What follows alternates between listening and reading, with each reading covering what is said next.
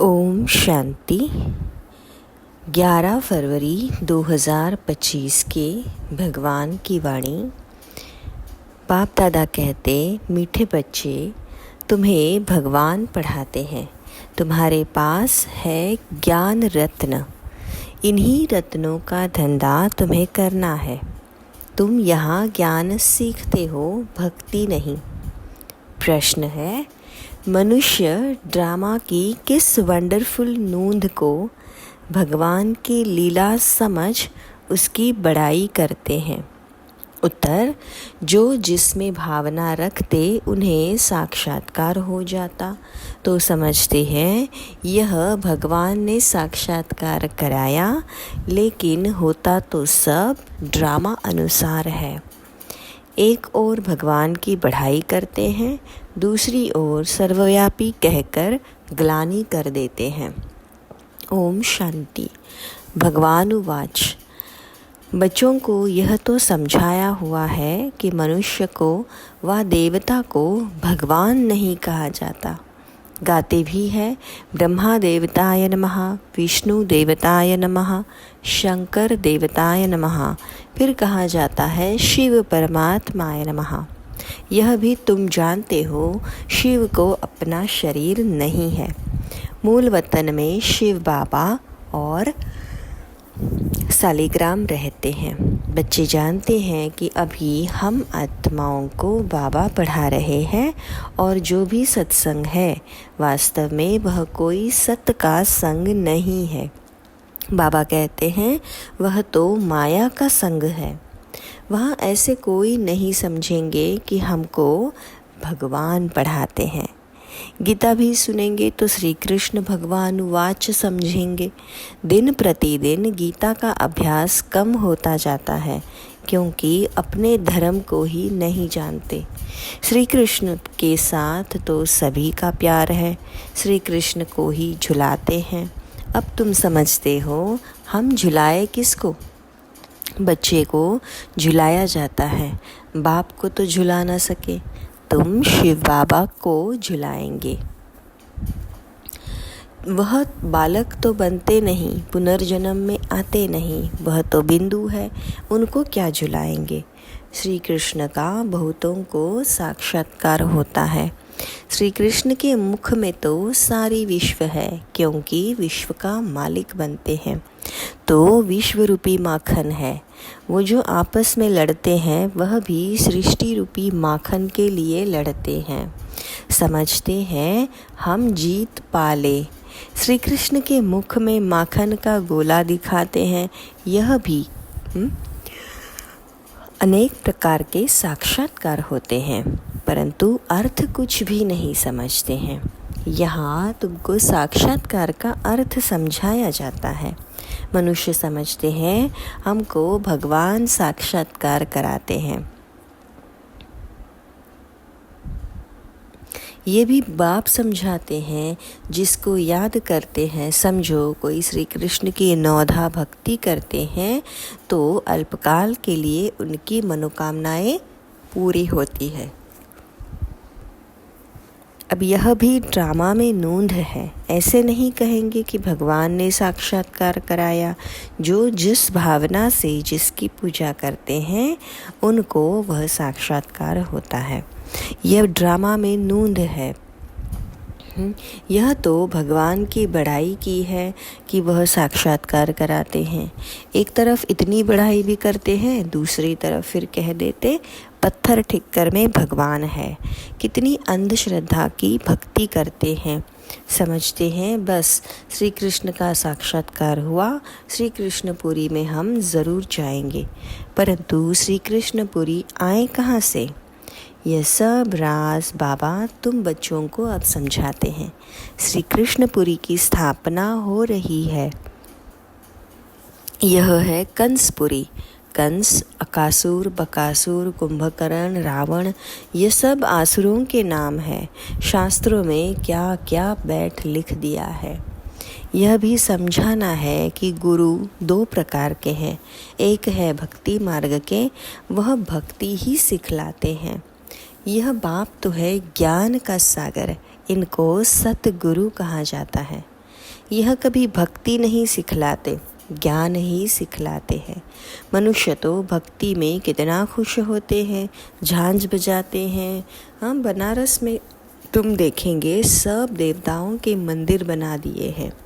यह सब है भक्ति मार्ग की दुकानदारी, भक्ति का धंधा। तुम बच्चों का धंधा है ज्ञान रत्नों का, इनको भी व्यापार कहा जाता है। पाप भी रत्नों का व्यापारी है। तुम समझते हो यह रत्न कौन से हैं? इन बातों को समझेंगे वही जिन्होंने कल्प पहले समझा है, दूसरे समझेंगे ही नहीं। जो भी बड़े बड़े हैं वह पिछाड़ी में आकर समझेंगे। कन्वर्ट भी हुए हैं ना। एक राजा जनक की कथा सुनाते हैं। जनक फिर अनुजनक बना। जैसे कोई का नाम श्री कृष्ण है तो कहेंगे तुम अनु देवी श्री कृष्ण बनेंगे। कहाँ वह सर्वगुण संपन्न श्री कृष्ण और कहाँ यह। कोई का लक्ष्मी नाम है अगर, और इन लक्ष्मी नारायण के आगे जाकर महिमा गाती है, ये थोड़े ही समझती कि इनमें और हमारे में फ़र्क क्यों हुआ है। अभी तुम बच्चों को नॉलेज मिली है यह सृष्टि चक्र कैसे फिरता है। तुम ही 84 जन्म लेंगे। यह चक्र अनेक बार फिरता आया है, कभी बंद नहीं हो सकता। तुम इस नाटक के अंदर एक्टर्स हो। मनुष्य इतना ज़रूर समझते हैं कि हम इस नाटक में पार्ट बजाने आए हैं, बाकी ड्रामा के आदि मध्य अंत को नहीं जानते। तुम बच्चे जानते हो हम आत्माओं के रहने का स्थान परे ते परे है। वहाँ सूर्य चांद की भी रोशनी नहीं है। ये सब समझने वाले बच्चे भी अक्सर करके साधारण गरीब ही बनते हैं, क्योंकि भारत ही सबसे साहूकार था, अब भारत ही सबसे गरीब बना है। सारा खेल भारत पर है। भारत जैसा पावन खंड और कोई होता नहीं। पावन दुनिया में पावन खंड होता है और कोई खंड होता ही नहीं। बाबा ने समझाया है ये सारी दुनिया एक बेहद का आइलैंड है। जैसे लंका टापू है, दिखाते हैं रावण लंका में रहता था। अभी तुम समझते हो रावण का राज्य तो सारी बेहद की लंका पर है। ये सारी सृष्टि समुद्र पर खड़ी है। यह टापू है, इस पर रावण का राज्य है। ये सब सीताएं रावण की जेल में हैं। उन्होंने तो हद की कथाएं बना दी है। यह है सारी बेहद की बात। बेहद का नाटक है, उसमें ही फिर छोटे छोटे नाटक बैठ बनाए हैं। यह बाइस्कोप आदि भी अभी बने हैं, तो बाप को भी समझाने में सहज होता है। बेहद का सारा ड्रामा तुम बच्चों की बुद्धि में है। मूल वतन, सूक्ष्म वतन और किसी की बुद्धि में हो ही ना सके। तुम जानते हो हम आत्माएं मूल वतन की रहिवासी है, देवताएं हैं सूक्ष्म वतनवासी। उनको फरिश्ता भी कहते हैं। वहाँ हड्डी मांस का पिंजड़ा होता नहीं। यह सूक्ष्म वतन का पाठ भी थोड़े समय के लिए है। अभी तुम आते जाते हो, फिर कभी नहीं जाएंगे। तुम आत्माएं जब मूल वतन से आती हो तो वाया सूक्ष्म वतन नहीं आती हो, सीधी आती हो। अभी वाया सूक्ष्म वतन जाती हो। अभी सूक्ष्म वतन का पाठ है। ये सब राज बच्चों को बाबा समझाते हैं। बाबा जानते हैं कि हम आत्माओं को समझा रहे हैं स्वयं भगवान। साधु संत आदि कोई भी इन बातों को नहीं जानते हैं। वह कभी ऐसी बातें कर भी ना सके। बाप ही बच्चों से बात करते हैं। ऑर्गन्स बिगर तो बात कर ना सके। कहते हैं मैं इस शरीर के आधार से तुम बच्चों को पढ़ाता हूँ। तुम आत्माओं की दृष्टि भी बाप तरफ चली जाती है। यह है सब नई बातें। निराकार बाप, उनका नाम है शिव बाबा। तुम आत्माओं का नाम तो आत्मा ही है। तुम्हारे शरीर का नाम बदलते रहता है। मनुष्य कहते हैं परमात्मा नाम रूप से न्यारा है, परंतु नाम तो शिव कहते हैं ना। शिव की भी पूजा करते हैं, समझते एक है, करते दूसरा है। अभी तुम बाबा के नाम, रूप, देश, काल को भी समझ गए हो। तुम जानते हो कोई भी चीज़ नाम रूप के बिगर नहीं हो सकती। यह भी बड़ी सूक्ष्म समझने की बात है। बाबा समझाते हैं गायन भी है।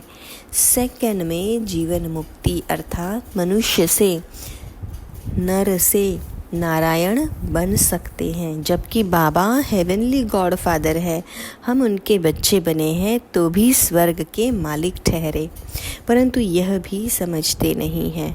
बाबा कहते हैं बच्चे, तुम्हारी एम ऑब्जेक्ट ही यह है, नर से नारायण बनना। राजयोग है ना। बहुतों को चतुर्भुज का साक्षात्कार होता है। इससे सिद्ध है कि विष्णुपुरी के हम मालिक बनने वाले हैं। तुमको मालूम है स्वर्ग में भी लक्ष्मी नारायण के तख्त के पिछाड़ी विष्णु का चित्र रखते हैं, अर्थात विष्णुपुरी में इन्हों का राज्य है। यह लक्ष्मी नारायण विष्णुपुरी के मालिक है। वह है श्री कृष्णपुरी, यह है कंसपुरी। ड्रामा अनुसार यह भी नाम रखे हुए हैं। बाबा समझाते हैं मेरा रूप बहुत सूक्ष्म है, कोई भी नहीं जान सकते। कहते हैं कि आत्मा एक स्टार है, परंतु फिर लिंग बना देते हैं, नहीं तो पूजा कैसे हो। रुद्र यज्ञ रचते हैं तो अंगूठे मिसल सालिग्राम बनाते हैं, दूसरी तरफ उनको अजब सितारा कह देते हैं। आत्मा को देखने की बहुत कोशिश करते हैं, परंतु कोई भी देख नहीं सकते।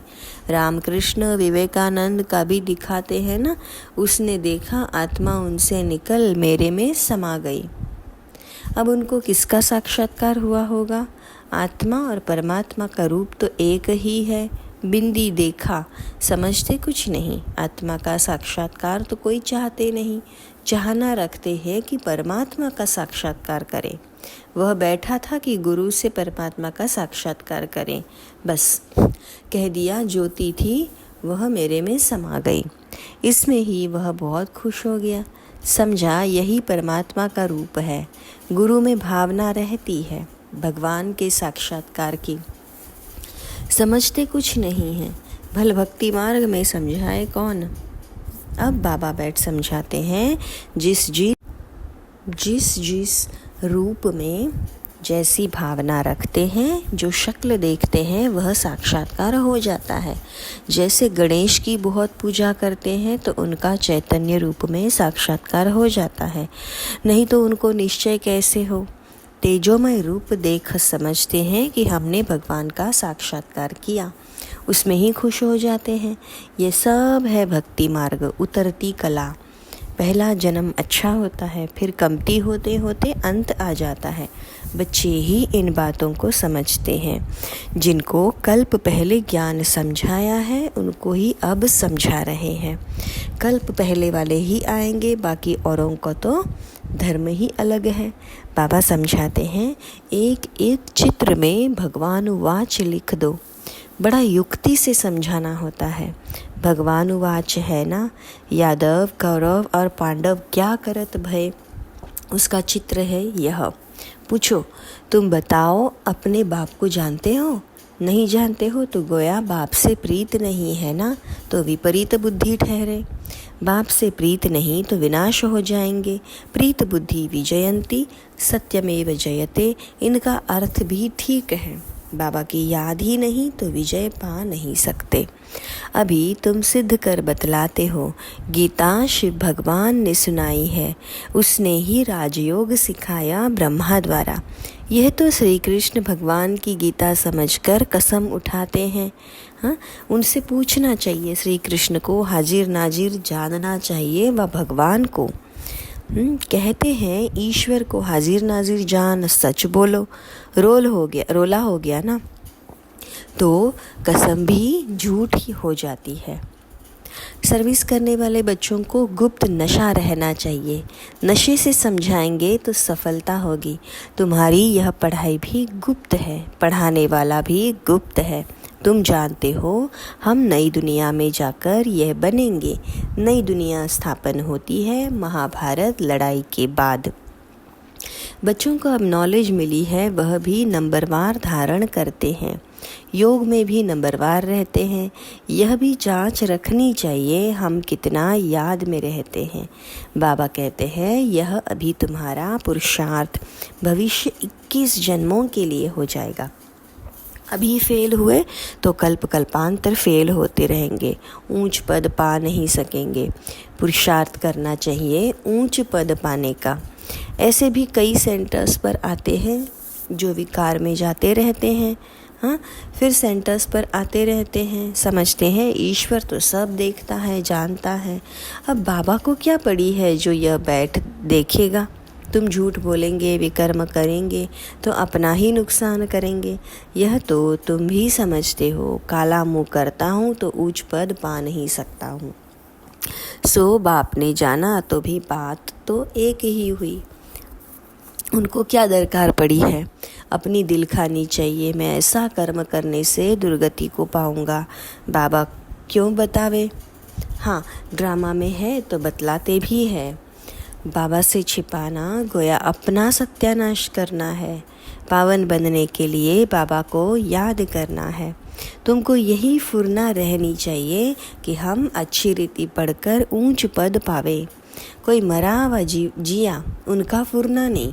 फुरना माना फिक्र रखना है कि बाबा से वर्षा कैसे लेवे, तो किसको भी थोड़े में समझाना है। अच्छा, मीठे मीठे सिकी लधे बच्चों प्रति माता पिता बाप दादा का याद प्यार और गुड मॉर्निंग। रूहानी बाप की रूहानी बच्चों को नमस्ते। हम रूहानी बच्चों की रूहानी माता पिता बाप दादा को याद प्यार, गुड मॉर्निंग और नमस्ते। शुक्रिया बाबा, शुक्रिया। धारणा के लिए मुख्य सार, गुप्त नशे में रहकर सर्विस करनी है। ऐसा कोई कर्म नहीं करना है जो अपने अंदर दिल खाती रहे। अपनी जांच करनी है कि हम कितना बाबा की याद में रहते हैं। सदा यही फिक्र रहे कि हम अच्छी रीति पढ़कर ऊंच पद पाए। कोई भी विकर्म करके झूठ बोलकर अपना नुकसान नहीं करना है। वरदान, मन मनाभव के महामंत्र द्वारा सर्व दुखों से पार रहने वाले सदा सुख स्वरूप भव। जब किसी भी प्रकार का दुख आए तो मंत्र ले लो, जिससे दुख भाग जाएगा। स्वप्न में भी जरा भी दुख का अनुभव ना हो। तन बीमार हो जाए, धन नीचे ऊपर हो जाए, कुछ भी हो, लेकिन दुख की लहर अंदर नहीं आनी चाहिए।